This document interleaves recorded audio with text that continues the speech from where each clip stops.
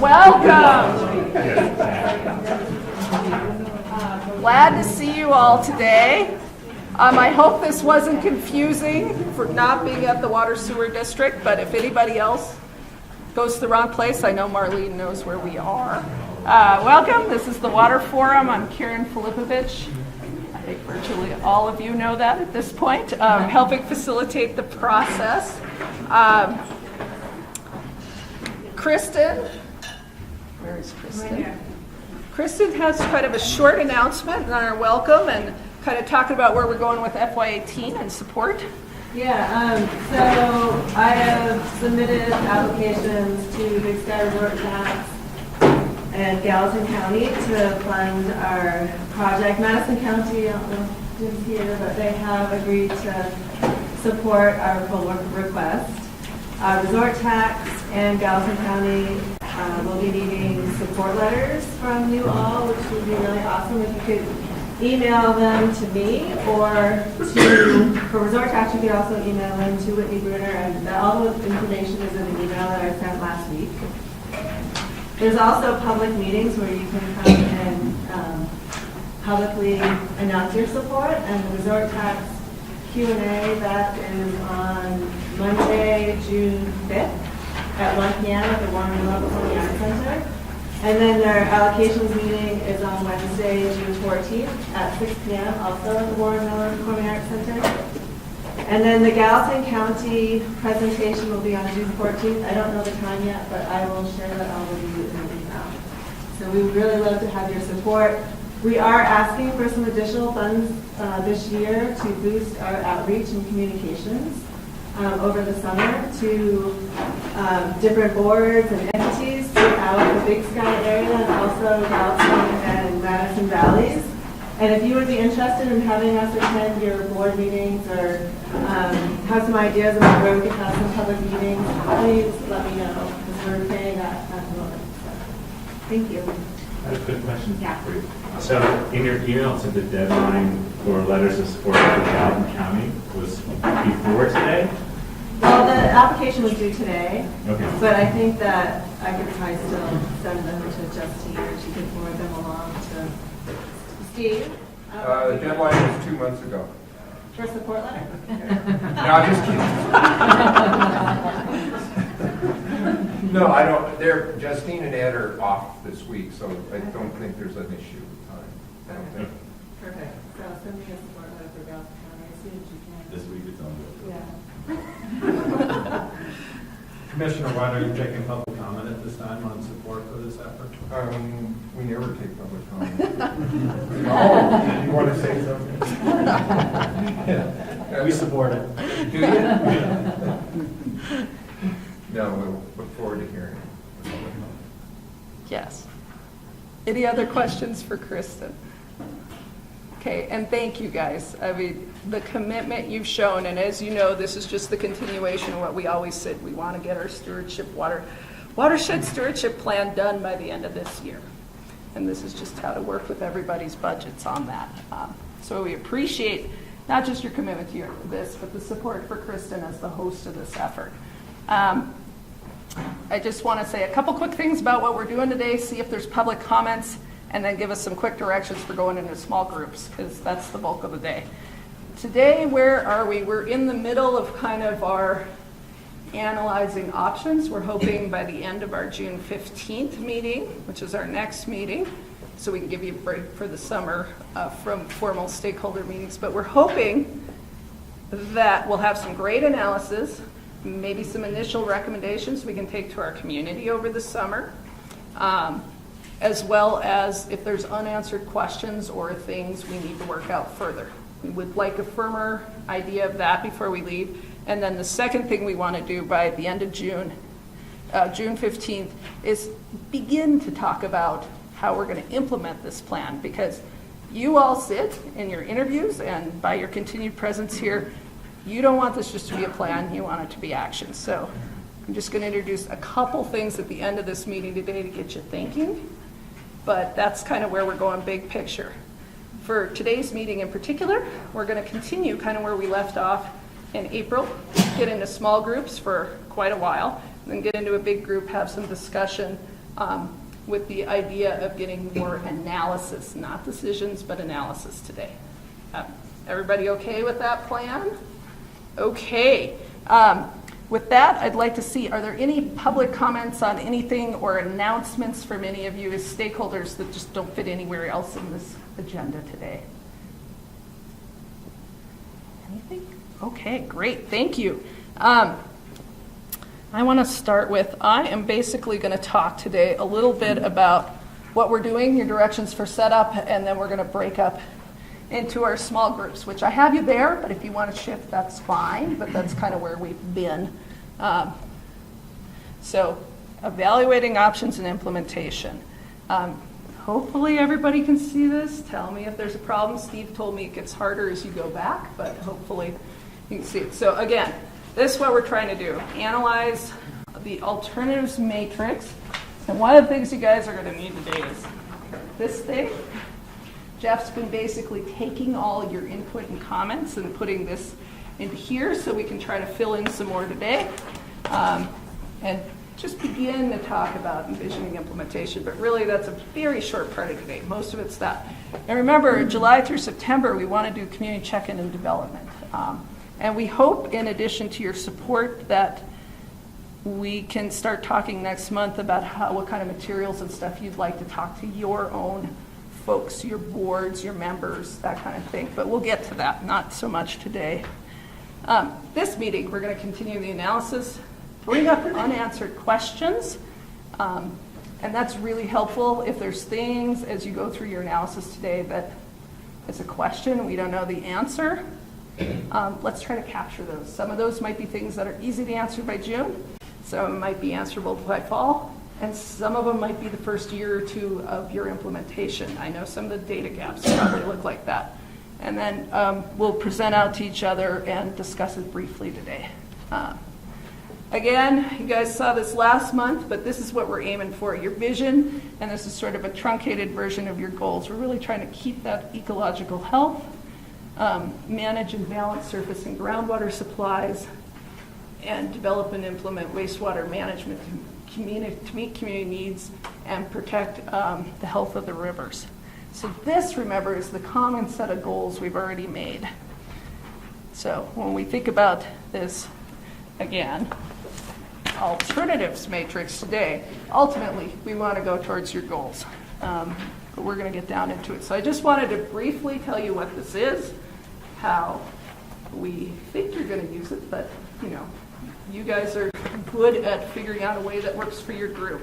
So if you look at this, and if you don't have them, there's more on the back. What we did is kind of took your discussions from April, as well as other stuff you've told us over the last several months, and came up with tools and strategies, purpose, time frame. We're going to need some more work on time frame in the future, but what we really want you to work on today is this feasibility analysis. The 4 considerations: technical, policies, regulations, laws, economics, cost, community interest, and support. We filled in what we thought we understood from you so far, but we'd really like you to have a rich discussion on those in your small groups. What you know, what we can add for opportunities. If there are people who either are doing it or you think you can step up, that's going to be really something important to add to this today.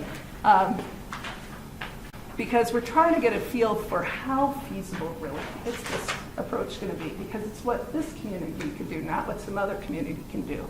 And then environmental analysis, we really want to talk about what you see as some of the opportunities and challenges there, because ultimately this has to have benefit for the environment as well as the community. So that's what we're doing, and what we want you to do is go in your small groups, and again, remember, these have been our groups, not hard and fast. If you would like to go to a different group today, just let me know. Water supply is going to be here. Wastewater is going to be in back, and ecological health is in the balcony, just so you know when we split up. And we want you to look at feasibility and go through as many of these as you can. And I will say wastewater is going to have the hardest time getting through their list. No question about it. They've got the longest list. with probably the most considerations. We also developed, there's this with a bunch of questions. If you're getting stuck, these are just some nudges and help. You guys don't get stuck very often, but we thought we'd look at what some of the questions were that had come up at the last few meetings. So if you get stuck, refer to your questions. We're gonna take notes for you. I'm gonna be with wastewater. Jeff Dunn's gonna be up in the balcony with ecological health. And Libby Schneider, who is a civil engineer with Respect, who has just started, and we're delighted to have her here today, is gonna be with water supply. We're gonna take notes, but we need your group to really take charge here. So we need a recorder for the flip charts, and we want you to record kind of the big things you talk about for opportunities and challenges in feasibility and environmental analysis. And then we want a reporter who's gonna come back when we report out in large groups. Any question on kind of structurally? Yeah, Scott. I don't know if it's structurally, but when you say each group is going to review, Yeah. it's like specifically, what do we want for an outcome of each group? Do we want tweaks to what we have written down? Are we trying to come up with other ideas that haven't been presented? All of the above. Okay, Scott asked a great question. I'm always glad you always ask the good I questions. asked lots of John questions. Okay, when you look through this, and you'll see, focus on the one for your group. And what you'll find, and Jeff, since you've just spent all this time doing it, you can augment what I'm going to say here. Some of these are pretty well worked out. So I think you're really reviewing and saying, what else do we need to add? Maybe we can start thinking about time frame. Maybe we can even think about a funding source. Some of them are about that level. Some of them really don't have much in them yet. And you're really going to have to start thinking about, what do we need to add? What are the unanswered questions? Perhaps what are the data we're going to need to collect and able to even answer some of these? So you're kind of all over the place, depending on which one it is. So I guess I'm saying use your best judgment. That's what you guys are here for. Beth, you got anything to add on that? Yeah, I think that's right. So, the starting point for the discussion, synopsis of what's been presented so far. Adding to it would be great, expanding on anything. Mm-hmm. And I would say, just as one sort of bigger picture thing, if you feel like you've worked one of these out really well, because some of them are fairly well worked out from what you did last month, you might want to think about, can you characterize what level of benefit this is? Can you say any detail on, kind of as a small group, do you think this is a high priority for the community to do, or a low priority and somewhere in between? But get to that, and those are kind of the questions down here. Get to that once you've sort of done gut level analysis. And so the other questions, and I did write these on sheets, these is, if you can get through this, you can also, and you can bounce back and forth, but are these tools and strategies to be considered? In other words, have we more or less captured it on this matrix, or are there things we're missing? Are these the right opportunities and challenges? Are there other factors that are going to affect feasibility that aren't on here? Write them in. Tell us what they are. And then other considerations for environmental analysis. There might be something that hasn't come up yet. And then the last sort of big category that I don't have on this, but if there are unanswered questions that you felt weren't captured anywhere else, I'd love you to write those down and report them out, because we need to capture those. Does that make sense? Okay. If that does, I just want to make sure everybody knows where they're going, and we're going to break up, and we are going to come back together at 3. So if you could start making sure that your reporting is set up at about 10 to 3, make sure you've got stuff written down.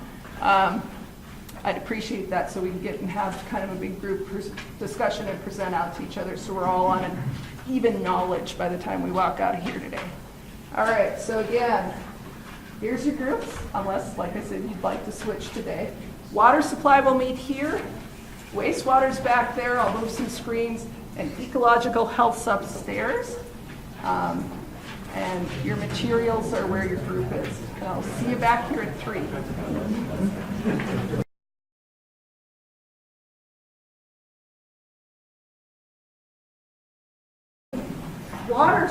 and availability is going to get started. Eric, I hear you're going to summarize what Yeah, all of you talked I'll about. summarize it. I'm Eric Becker from the Water Supply Group, currently.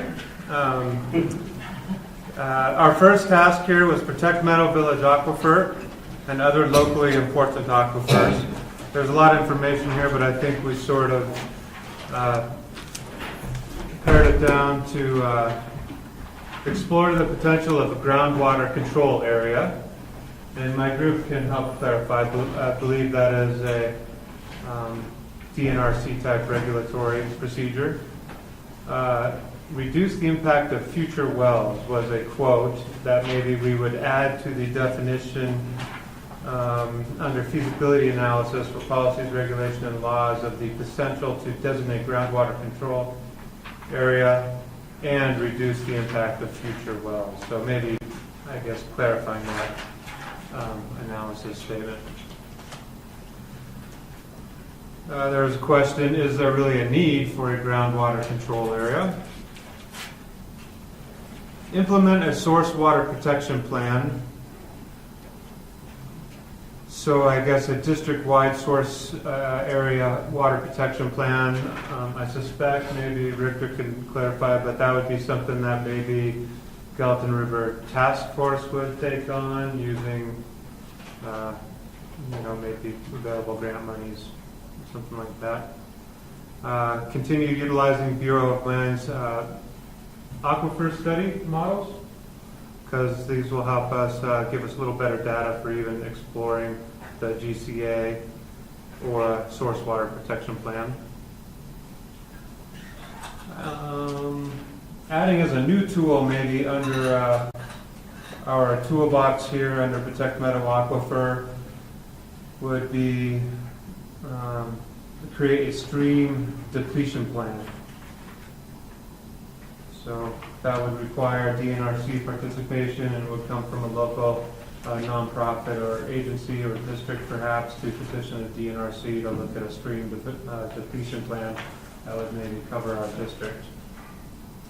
And then using probably School of Mines, implement a canyon modeling program, which I believe Kristen has maybe applied for in the past, and the funding didn't come through, but I think there's obviously interest, and I'm sure moving forward to reapply for canyon modeling, which I think as the years go on will become maybe a little higher priority for funding availability. Anybody want to add from my group to the Protect Meadow Aquifer or clarify anything? Questions? Next topic we had stormwater capture and reuse. I'm sorry, the gentleman who came and discussed MS4. Guy? Let's see, still here? I'm here. There you are. MS4. Can you tell me that acronym real quick? Municipal Separate Storm Sewer System. It's a mechanism essentially for Big Sky as a community to take care and regulate its own stormwater. So essentially that would perhaps petition DEQ and others for MS4 designation, which would probably be bestowed upon the sewer district in Ron Edwards, which would create them a mega super utility. Is that right? That's right. Ron will be here for 10 more years. That makes Ron an even bigger deal than he already is.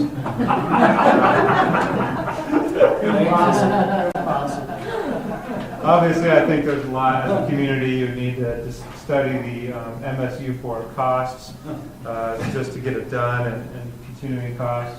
Who creates the plan? I think there's a question, does DEQ come in and study our specific area and then say, Ron, here is your plan. Now we're going to tax or regulate through permit fees or some sort of fee local residents moving forward to actually have staff that would help oversee and implement MS4. Just kind of a general nutshell there. As mentioned, that maybe MS4, what MS4 really does regulatory-wise should be analyzed and compared to the existing state laws applicable to that area.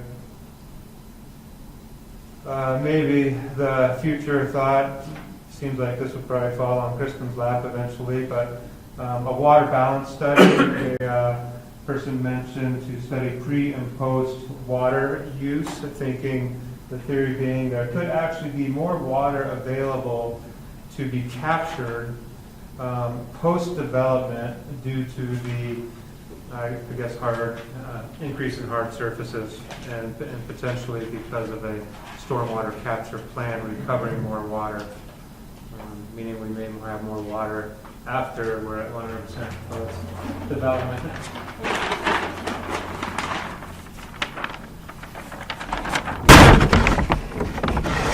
Wastewater reuse was our third topic. I think the general underlying thought here, which has been for at least a decade, is continuing wastewater or snowmaking for one potential way of distributing effluent and using effluent in the wintertime.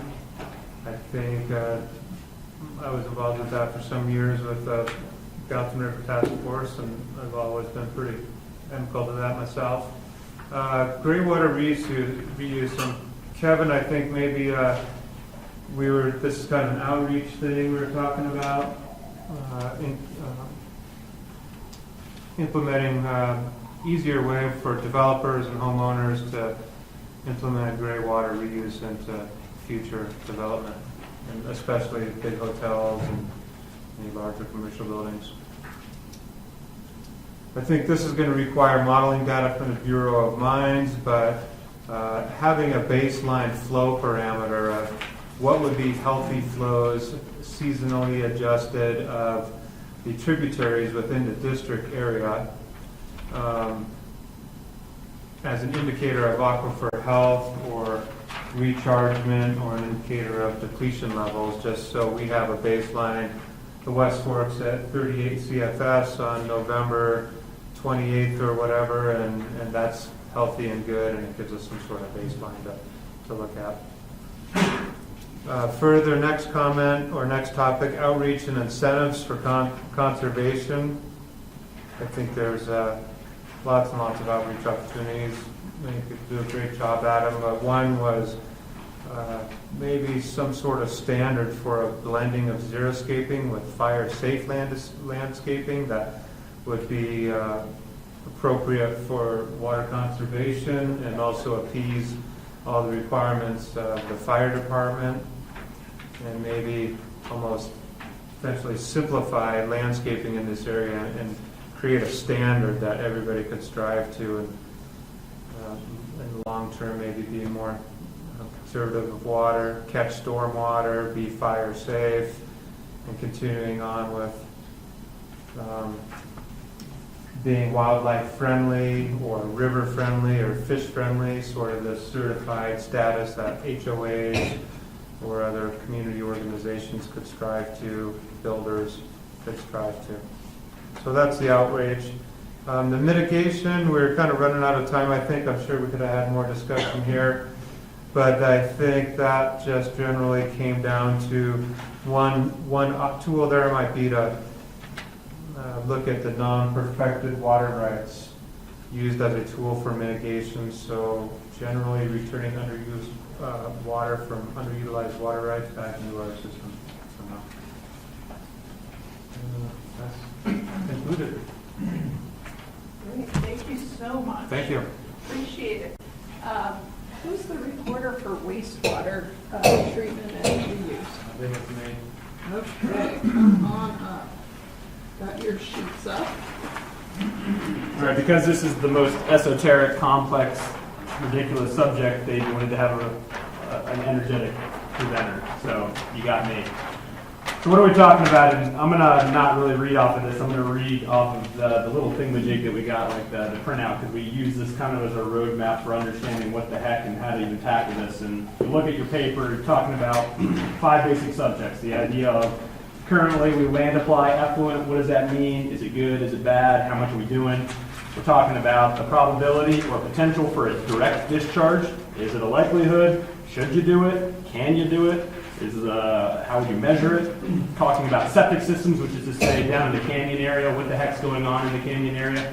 Is it a current problem in terms of pollutant loading? If it is a problem, how would we fix it? Is there a zoning solution, et cetera? Wastewater treatment, what are the trade-offs and treatment types? We do current processing based upon essentially mechanical plants that we have, and then we dispose of it in certain ways. Different people have different plants that treat at different levels. We understand broadly that there's an issue that the West Fork and its tribs are not so healthy right now. We need to improve their ability to regain their health. And at the same time, we have other places that are already clean. We want to protect those. Same time, we have the pressure to continue to build, to have good business, to support a recreational economy. How do we accommodate all these interests? That's within the better guise of wastewater treatment and what does it mean for the community. And we never talked about wetlands, really. Well, that's not true. We talked about floating wetlands in the ponds and about soaking up more nutrients. Sometimes you can put nutrient floating islands. You can pop them into a wastewater vat. Basic idea is if you're already meeting pretty stringent limits and it's really expensive to build a new place, you can put plants in there. They'll soak up more nutrients, and then we'll actually have the ability to use effluent in other ways. So that's your basic roadmap. Some of the details that I think we want to tease out for each one of those. Land application. We've talked probably for 30 minutes about what does it mean to have maximum feasible treated wastewater application and at the same time no pollution to a connected waterway. Two things in there, right? Currently in Big Sky, the basic premise is we dispose of up to 140 million gallons per year of effluent via land application on golf courses. That practice is theoretically a closed loop, which is to say there's an agronomic uptake by the plants so that you don't have any residual pollution getting anywhere.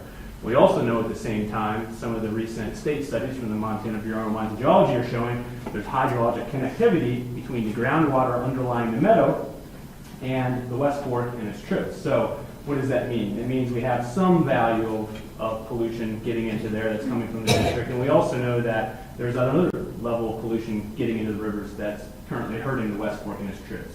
We bring that up because within the context of how much should we be applying effluent, how much should we be applying on golf courses, the parameter, the big picture is we want to protect the things that are clean, and we want to restore those that are already polluted. So how do we do that? Well, we essentially put a bookmark on it because we agreed there needs to be further source assessment about, okay, we understand there's some ambiguity about how much pollution is coming from individual sources, and in turn we need to identify them scientifically, come up with plans that tweak the existing practices, and then by doing that, we're going to come up with some sort of new value about how much can be land applied.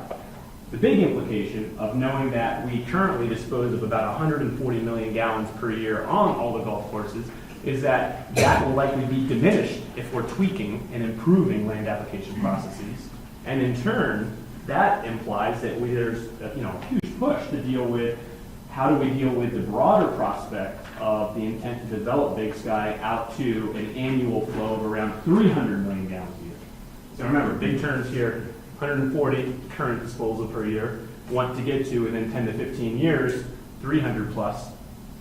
Big incongruity where we can only dispose of about 140 currently, and then we are understanding preliminary science showing, in fact, the way that we're currently doing it might need to actually reduce that a little bit. So what does that mean? Well, go ahead. Are those figures for the water and sewer district or for the project area? It's for the water and sewer district, Okay, which has, of course, contracts with the independent resorts. Okay.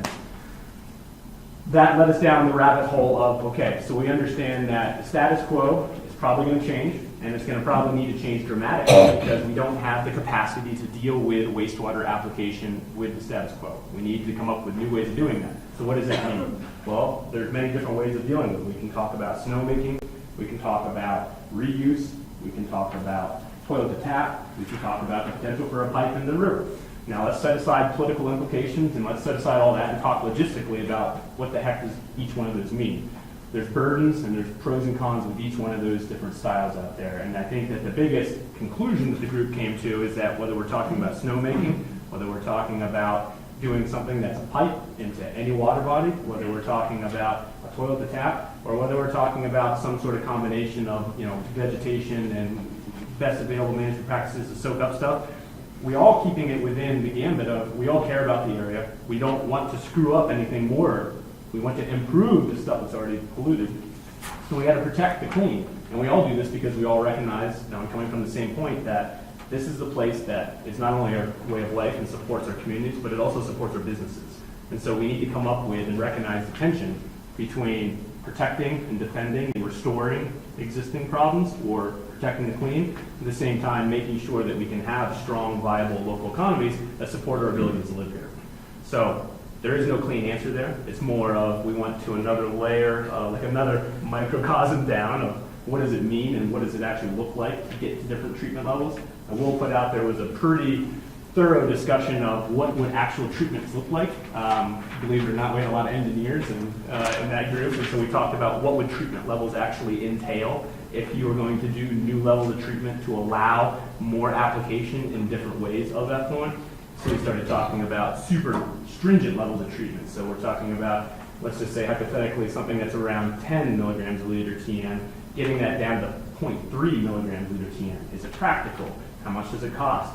These are the type of discussions that we have. There's no clean answer there. It's more that we need to take a no one-size-fits-all approach, but rather look at what's going to work for Big Sky in terms of meeting those end goals of protecting the resources that we have, improving those that are degraded, and at the same time ensuring that we're able to, as Americans are wont to do, utilize our private property rights and do the business that supports our local environment and that supports our way of life. I think the last thing that we discussed really was the canyon area, talking about septics. I mean, if you look at it from a factual perspective, the big issue is the septic loading in the canyon area is equal to, if not a greater nutrient problem to the greater river than what's going on in terms of the levels of treatment that we currently have in Big Sky. And what does that mean big picture? It means it's a big policy issue because to be able to, whether you're expanding the district, whether you're creating a new district, it doesn't matter. We didn't come up with one particular example. We actually got shortchanged on time because these are pretty complex subjects. I think that we all agree in principle that we deserve to focus on the canyon area because many of the problems that are confronting Big Sky, whether it's workforce housing, whether it's looking at zoning regulation, density requirements, wastewater disposal and treatment, these are all related to, in fact, a holistic paradigm of how do we grow and how do we grow sensibly and thoughtfully. And that any type of solution to wastewater treatment and disposal in Big Sky should entail a very thorough vetting of how do we accept the issues in the canyon and how do we proactively address them and not push them to the side. They need to be part of an ultimate holistic solution, and that we need to be thinking very proactively about what's good for our community, not based on what's happening in Montana or anywhere else. I think there was also acknowledgement that part of those solutions are going to entail looking at how is the wheel already created on the East Coast and the West Coast, other developed areas, other resort areas. So I spoke really fast, but I think we just got through it, and at the very least, your attention was caught. Questions? Concerns? Comments? Great. Any other input from other members of that group? It was fun. One of you guys, you touched on it, but you did talk quite a bit about community perceptions. Any of you want to talk about that? Your discussion is not necessarily the community's discussion at this point. Yeah, from a 30,000-foot level, I'll take a stab at it. We're technocrats. I mean, particularly those of us in the wastewater world that are talking about this. I mean, it's some of the most esoteric nonsense that the general public doesn't get. And I talk to any of my river boating, whitewater kayaking, fishing friends and say, what do you think about a pipe in the Gallatin? They freak out. And if I say, what do you think about, best available management technologies and BNR filters, they also say, get out of here, I don't want to talk about that. So no matter what, I think the basic concept is this is incredibly complex stuff and that there's going to be a hurdle of public messaging regardless of what the plan actually entails. And that, again, hopefully the framework that we've created as a group, again, coming back to the concept of we live here and or work here and or are supported by the recreational economy here and the clean and healthy environment, that these things support our way of life, they support our communities. We all want to protect those clean places. We want to restore those that are degraded. And at the same time, we want to make sure that people can have a good way of life, which is incumbent to have a strong economy. We got to balance those out to respect those tensions, and that's going to require some very aggressive public messaging, regardless of what options are pursued in wastewater treatment and disposal. Great, thank you. Okay. Whoever's reporting for ecological health. You're up next time. Thank you guys. Okay, you guys have two sisters or what? It's not a turn yet. How about that? That's kind of like Andy and Okay, ecological health, Ethan, thank you. Let's go with your talking about this week. And if anyone from my group wants to chime in, please do. I took 0 notes, so thankfully Jeff described most of our kind of dispersed thoughts that we had during our discussion. But essentially, our group was focused on 3 different topics. One of them being monitoring, the other education and outreach, and then finally on restoration or conservation management practices. We focused most of our discussion on monitoring, and it's interesting listening to the other 2 groups talk because I feel like that monitoring piece really ties into all the stuff that you guys discussed as well. But I'll just run through our list. And this really ties into the first group. We talked about the water supply, but additional flow measurements are really something that we need on both the Madison and the Gallatin sides. So having some real-time gauging and also being able to tie that in very clearly to our snow tell or snow course monitoring data as well. So we can really put the pieces together to have a water balance or a water budget and understand the imports and the exports in our system. Let's see. We also talked about a need for mapping out both stormwater. So for instance, we talked a little bit about understanding where some of the stormwater management practices are already taking place. So for instance, when subdivisions are doing settlement ponds and those kind of things, or if there are other means that are being used for stormwater, having a way to document those and map those out would be really helpful. And then along with that, also having a way to better inventory and map out the wetlands throughout the resort area. So we understand, where they exist currently, but also where there might be potential for enhancing those areas as we're looking at some of these different alternatives. And then obviously we talked quite a bit about just doing monitoring for quality and temperature of water. And there's already a lot of efforts taking place with the task force and then also with groups in Madison doing this monitoring.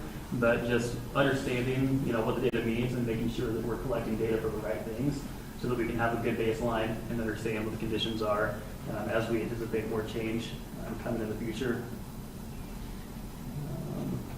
It was brought, well, I'll try and stick with our monitoring. So what else did we talk about?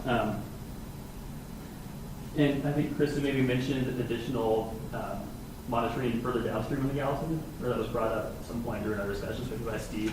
But so looking at that, in terms of better flow monitoring, we talked about the importance of being able to try and capture high flows, and that's something that's really difficult for understanding, runoff. We make our best guesses or our best calculations for those, but it's really important to understand the timing and also the volume of those peak runoffs, and that's just a challenge that we have. And we talked about, for instance, the USGS uses some monitoring techniques that allow them to actually measure discharge during those peak runoff times, something that the local groups doing that monitoring don't really have the capability of doing because it's just dangerous to be in the water when it's flowing above your neck. So.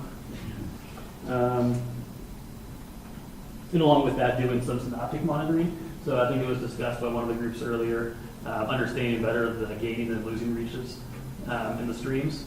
So doing synoptic runs where we can understand across a certain channel, what areas are being, what areas are losing water to groundwater and which areas are gaining from groundwater. And so then some of the management type things. So we talked about if something related to direct discharge into a service water body is proposed, that should just be considered, or we should consider the timing of that and how it's being discharged. So considering temperature and flows during critical times of the season, making sure that that water is being best utilized and that it's being managed in a way that when it's being discharged, it's beneficial to the system. We talked a little bit about some potential regulations. So, for instance, when we talked about a need for having some kind of mapping for stormwater management systems, perhaps that could be something that's addressed during, a subdivision planning process where the counties then can have those GIS files on, a database that can be accessed by these different groups that are interested in understanding where stormwater management is taking place. So then that can be monitored to see how effective those management systems are. And something else that was brought up was hot tub management.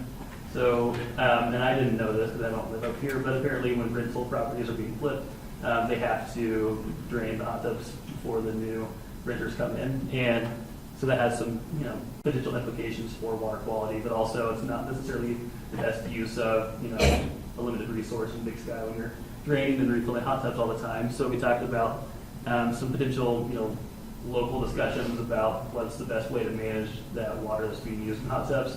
For instance, Rich was saying that there's ways you can neutralize the chemicals that are being used in hot tubs. Vitamin C apparently neutralizes some of the chemicals that are used for maintaining hot tubs. But then it's still just trying to figure out what's the best way to manage how that water is being discharged, either to a direct system or just across the landscape, wherever it might be. And one of the things we talked about quite a bit was just the importance and the need for having setbacks and buffers. That really, a lot of these things that we're talking about for all these different groups can be easily attained by just having appropriate buffers within our water systems, both surface water, but also perhaps with wetland areas as well. So having those buffers and then having setbacks, that gets into a really messy conversation talking about setbacks, but that might be something that happens more locally here, or something that's comes out of this group, or in the future, I don't know. But I think. Oh, and then also with monitoring, I've skipped over it, but talked about kind of diversifying the baseline monitoring we're collecting by adding in the biological component, so looking at fisheries with monitoring as well. I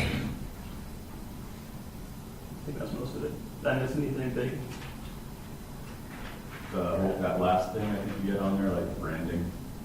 Oh yeah, very bottom. We talked a little bit at the very end about the potential for Big Sky to kind of brand itself as a green community. So there's opportunities for businesses, and then also, I guess in other areas in the community to say that we are being good stewards, and we can have this green label on our resort community. So something that I think can maybe go a long ways here too. I think it's really interesting talking about the mapping you discussed, Ethan, and in particular the mapping and how it could be done for the regulatory approach to stormwater, because that's an analogy to make between what the water availability group talked about with the MS4 regulatory approach, the idea of if the water and sewer district became like a super public works entity and they had the delegated authority to handle a uniform set of stormwater specific to Big Sky, then that's actually one of the requirements of being an MS4 is that you map out. That's like the starting point, right? You don't just start saying you got to do this. You got to understand the quality and the actual landscape around you. And so mapping is one of the 101s, so to speak, of what it would entail to be an MS4. And it's just cool to see the analogy between how it's all kind of, both water, it's all connected. Yeah, I mean, I've seen a lot of connections between these groups, and it's really interesting to see us all come together and share these conversations that we had. But I think there's a lot of ways where this group fits into a lot of discussions that you guys had, especially with the monitoring component. Question? Yeah. Did you guys discuss at all the idea of discouraging the sale of detergents with phosphates and using that as a tool also to reduce nutrients? The sale of phosphates in the state of Montana is already banned. Well, I mean, the sale of, I think they say phosphates or detergents. Detergents with It's banned and then Yeah. in the state of Montana? Yep. Yeah. After we develop water quality standards. You're gonna go home and read all your labels now. Shopping on Amazon. Seriously? I just want to listed and check it off. We got something. We got that. Group band phosphate. All right. I got one more thing. We can talk later, but I mean, theoretically it is. Wait, Whether it's active, that's it. okay. Oh, One more question? One more thing just to think about maybe on this side is just to talk briefly about, obviously, healthy wild fish populations are very important here. On the regulation side of things, something maybe to think about is that the Gallatin River just still has the very basic, very liberal fishing regulations where you can keep 5 fish per day any size. And something that might be worth bringing up to FWP is, this group has a lot of exposure and clout. It might be time to rethink those regulations. The worst thing. Yeah. Not a lot, but yes, it does happen. You're not catching any pigs or what? In fact, I saw a recent Facebook post of 2 guys with 10 fish in their cooler. They were all about 16 to 20 inches, pulled from the hog alley area with worms. So it does still happen, it doesn't happen that much, but, you know, the worst thing for the health of a trout is to end up in a cooler. And,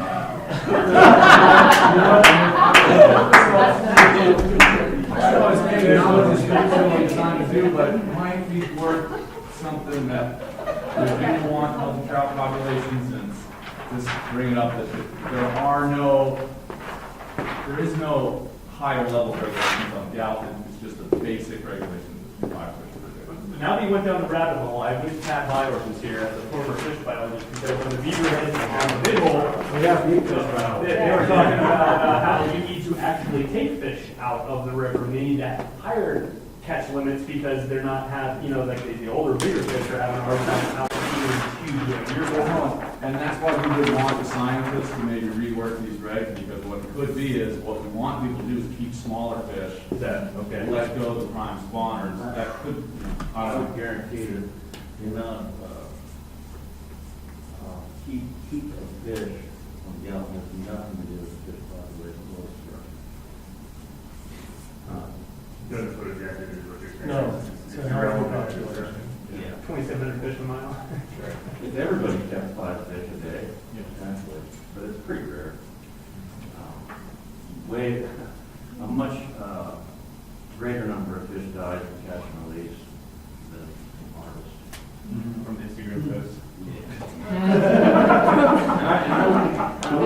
On one hand, harvest is extremely important societally. well, I'm certainly not advocating for a full catch and release fishery. Right. I like There's a campaign. but I just have seen pools get cleaned out on this river. It does happen. Well, so that's what we use materials to. Yeah. Sorry. Field survey is basically, you get a measure of effort, how many people are fishing, and you also get a measure of harvest. You sample the fish from the fishermen and the anglers, how many fish they have, and then you can extrapolate by, if you have effort, how many fish are harvested in the stream over a season. Okay. It's no if you need volunteers.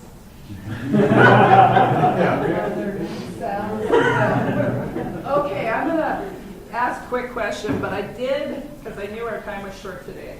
I brought some index cards, because, late with that index card, everyone's a shame. It's not worth it. Guys, you don't have to write anything, you don't, but if you do, just put it on the back table as you leave. We're gonna do 2 more things today. Talk about this real quick, talk a little bit about some implementation models. But index cards, what do you see as important strategies for action, biggest opportunities, biggest challenges? If you want to write us any notes, it will help in addition to all the work you did to set up for our next meeting on June 15th. So just want to kind of get that around in process. And I wanted to ask this, Dave, thank you. I'm sorry I called you Travis.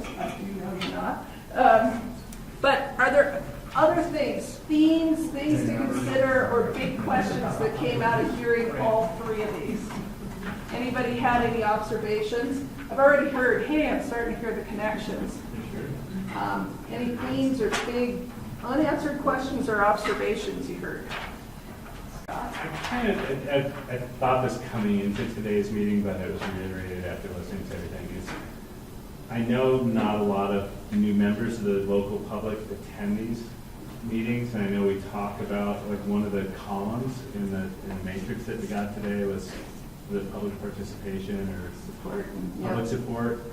I mean, is there any way we could at least develop a Survey Monkey survey and distribute it to all the homeowners associations and in mailings that are already going to people in the Big Sky community, where they could just go electronically to a survey on some of this stuff to gather more public input? Yep, I think we can. During our break, that sounds like a great idea. Thank you. Other things, yes, because several of you noted that we're kind of gotten to a much different level than a lot of public awareness. If you guys want the list of all the HOAs, it took our organization a couple months I to will. acquire, because we have between 80 and 90 of them, so we have it. Yay! homeowners, but it's something in our community, things like that, we just don't have compiled, Right. so. Then ask them for their email list and see how far you get. Yeah, Yeah. that's the major part. But You know, Sierra, seriously, I'm telling you 2 months, she's seriously underselling how hard that was, because HOAs are hard to get a hold of. So that's great, thank What you. has our attendance been doing on the stakeholder meeting? Like, maybe we're in a bigger room, but it seems like we may be getting smaller by the meeting. No, our attendance, we were down a little last month, we're back to roughly normal this month, looks like. Bigger room. Yep, bigger room. But this is something over the summer, and Kristen and I are working on, I want to ask you, who should we be reaching out to, you know, kind of with the ideas and messages and initial things that we hope to have by the end of the 15th. So we'll follow up on this. Any other things, consider themes, stuff you noticed, stuff you want to highlight from kind of what you heard today and what you discussed?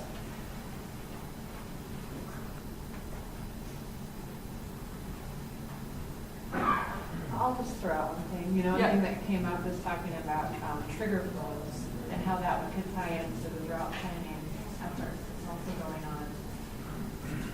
I think that's a tool that's a little bit bigger picture because it's both ecological Okay. and can. So if we could establish some of those, that would tie. And we were thinking it could fit long-term and short-term. So your short-term, your year per year, like your drought, like what do you do if you're reaching a drought situation, but also your longer-term carrying capacity, development, if you have room for more use. that kind of thing. Okay, so it could be part of a helpful sort of planning and management tool then. Okay, great. Anything else? Yeah, Ethan. I kind of forgot to mention it, but we did talk about that a little bit, more in terms of looking at wet perimeter of streams, different reaches, so using that wet perimeter kind of as a trigger, since we have these different gating stations already set up on the Gallup side and then on the Jet Creek as well. So, and what you're saying. All right. Okay, so that's another sort of option we can explore. Other things that you noticed or want to highlight?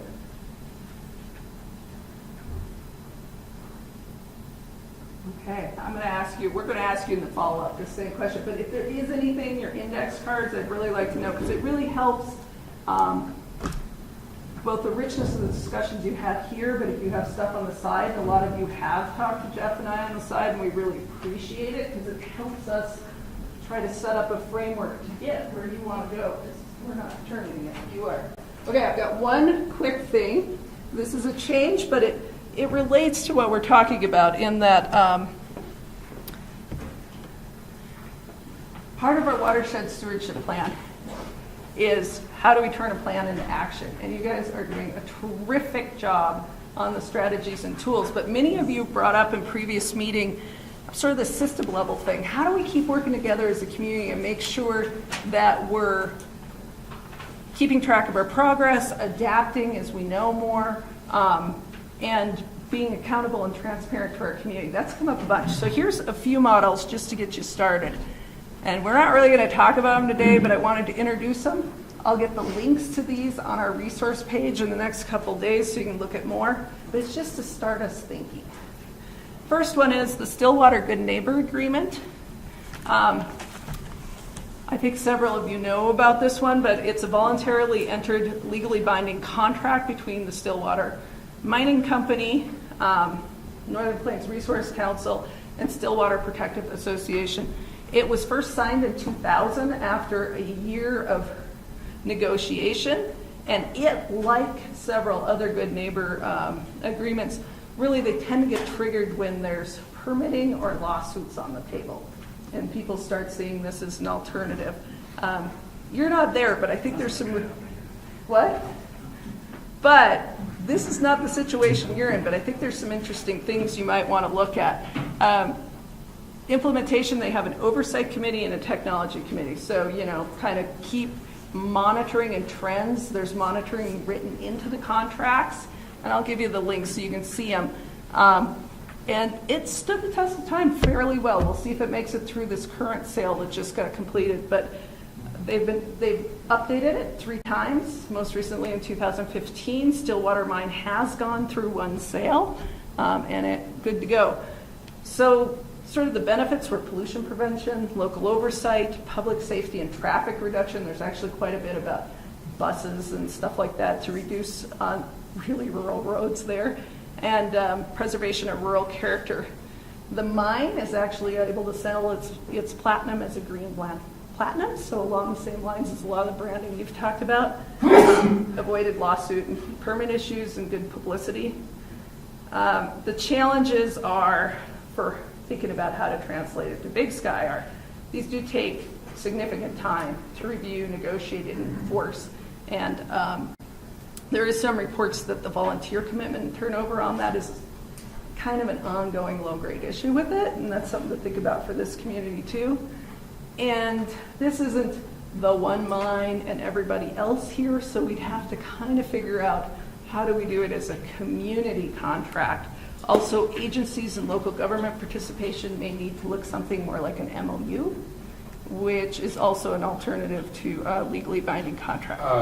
Yeah. On mine benefits, avoided lawsuits, is there an agreement by some of those groups that they would not sue? Not as far as I can tell, Steve, but that's really the 2000 emphasis. Because I'm wondering the incentives that Stillwater had to, I mean, No, they probably want to be a good neighbor, but Yeah. there has to be some assurance that by being a good neighbor that, you know, and I don't know if those groups would want to just sign any document that says, well, you sign here and we won't sue you no matter what. Right, there is accountability on both sides, and I don't think it's we won't be sue. interesting. I will look at that and get back to you guys on exactly what that is in the contract. It's not a we won't sue you no matter what, but there definitely is accountability on both sides. Because they are indeed under some federal regulation, so, I mean, there's expectation they have to follow the law anyway, so. Right. I don't know. What they're doing is kind of above and beyond the law with the contract. Thanks, Steve, that's a good point. Second up, I want to talk about sort of, again, trying to build on things you might have in the community is two different models for looking at watershed group-based expansion. Model one is what the Blackfoot Challenge is doing with the community conservation area. They started this, it looked like 2010, and probably several of you are aware Plum Creek transferred quite a bit of land to TNC. Core is not all of that land, but a little over 5,000 acres, and then the surrounding public and private land. They're managing it under a management plan that they wrote as a community together, and they have 15 stakeholders. Stakeholders apply, so it's kind of this area. They don't have county boundaries within this area. Blackfoot Challenge does, but they do have almost everything else you have with a different set of issues because it's primarily about multiple use and forest management. But I think one of the interesting things about this one, is it's a great model about how a group of interested community-based stakeholders got together and instead of forming yet another organization, figured out how to do it as an umbrella under an existing watershed group. So that's one. The second is a more formal one, the Flathead Basin Commission. 1983 Legislative Act actually formed it. Flathead Basin Commission was originally formed a lot around the transboundary coal issues with coal mining in British Columbia within the big watershed. But on the Montana side, there's a 23-person commission. It's all laid out in statute, so it's quite formal how those are chosen and what kind of stakeholders there are. They do get base funding. It's a potential to elevate local and basin issues because they do report to the governor. And they have, to some extent, been able to change their focus over time from strictly the transboundary issues to most recently invasive species.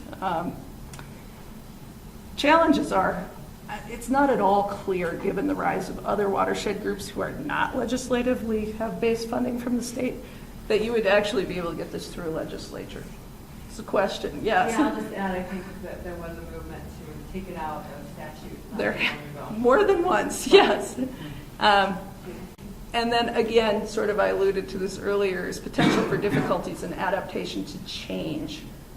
Because so much of it's written in the statute, they've had some trouble with flexibility. Those are a couple models. Third, and there's one more after this, is Clean Water Services in Tualatin watershed in Oregon. So this is the area basically due west of Portland. They also treat the part of Portland, part of Clackamas County, but it's mostly in Washington County. Tualatin is a fairly flat river, but basically, Clean Water Services started because it was a crisis. They had a building moratorium due to the poor treatment of sewage. And it was formed, it was originally United Sewage Association, or USA. It was formed because those 26 municipalities were in a really big bind. That was 1970. And it's really interesting looking through kind of their history, because for probably the first 15 years, they did some great stuff. They started doing consolidated treatment plants. They started getting better water quality in some ways, but at the same time, Tualatin got declared a TMDL very early in the sort of TMDL process. This was in the 80s. There were lawsuits. So they, at first, were in a lot of ways being driven by crisis and outsiders. And what you see with this that's really interesting is they start somewhere in the mid to late 80s, switching from being reactive to proactive. I still don't know exactly why. We're going to have to talk to more people, but they formed a friends group of some of the tributaries. They have 18 of them now. In 1996, the Tualatin Watershed group was established, which is not directly Clean Water Services, but again, more in the basin. And in 2010, the Clean Water Institute was established as a nonprofit arm to fund projects. So, you know, some of the things to think about here are you have a water sewer district. You can think about the mega. Do you want to go consolidation? This would be a potential way. You have potential organizations in this community that could step up. This is pretty governmental. This covers 560,000 users at this point, so this is much bigger.